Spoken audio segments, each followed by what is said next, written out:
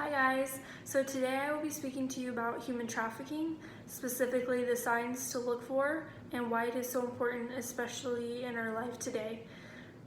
Human trafficking earns global profits of roughly $150 billion per year. 99 billion of that 150 come from the sexual exploitation of that, and that includes the children that are involved as well. 20.9 million people are believed to be trafficked globally, according to the International Labor Organization. So this isn't an exact number. There's obviously a lot of human trafficking that goes unnoticed, so this number is believed to be a lot bigger, and they said that as well on their website.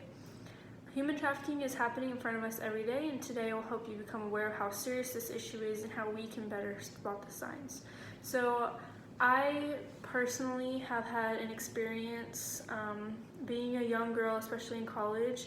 You know, a lot of things can happen. It's very scary to be walking outside, especially at night when you're alone. I've heard a lot of stories, and I've had something happen to me as well that made me want to look more into this issue. And it's very important, even though you don't think it happens, it does happen where you are now.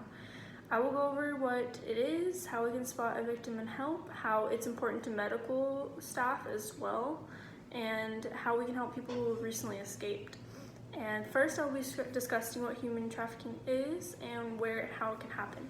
So basically, human trafficking is a movement of a person or people, it can be internationally or within your borders, through forced power and removal of free will on the person being trafficked for some type of personal gain. These types of human trafficking involve the sex trafficking, which that's probably the most common one you've heard of, forced labor, and the debt bondage, which is like paying off a debt or being forced to work for a debt. And forced labor is actually 67% of all human trafficking, so it is the majority of it. It's not the sexual trafficking, even though that is a big part of it. And children do make up 25% of this, according to the International Labor Organization. So how this happens or where, in the US, it's just where the high traffic areas are. So Texas, Florida, New York, and California are big states for this, just because there's more people, and it's also where poverty is bigger because people don't have the resources to get out of the situation or get help if they need it. So traffickers look for people who don't have the resources to get help. This affects medical workers because a lot of people who are human trafficked can maybe end up in the hospital and need help, and they're not going to ask for it, they're not going to speak up. So knowing what to look for and knowing the signs as a future nurse, I think it's really important for healthcare workers. And what to look for is for malnourished, if they have any kind of physical bruising, anything like that, avoiding eye contact, lacking identification, or just anything that you can notice that they're off, especially for kids who are usually more talkative, is really important to note. What you can do, there's a lot of resources out there.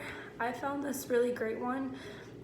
You can go through shelters as well, who are there for people who have been human trafficked, and donate, give your time, volunteer your time if you can't donate money, or just be educated on the subject is the most important thing, because you will know what to look for now, and you will know like how to be able to be there for them.